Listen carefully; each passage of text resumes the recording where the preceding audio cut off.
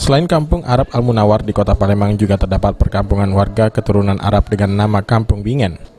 Pemerintah Kota Palembang telah memasukkan 12 bangunan tua berusia 2 hingga 3 abad dalam daftar cagar budaya. Pemkot Palembang berencana menjadikan Kampung Bingen sebagai destinasi wisata sejarah.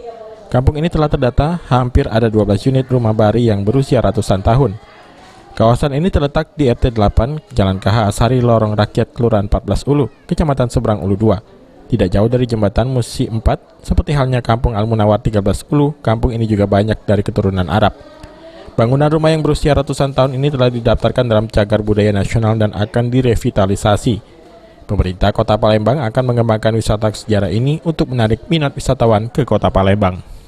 Bahkan bahwa ada 12 di sini di data spasial kami sudah terdaftar di registrasi Cagar Budaya Nasional. Jadi ini sudah terdaftar semua rata-rata rumah-rumah limas ini, dan kedepannya mungkin kita bersama-sama dengan OPD lain atau dengan CSR bisa merevitalisasi. Aprianto, PAL TV.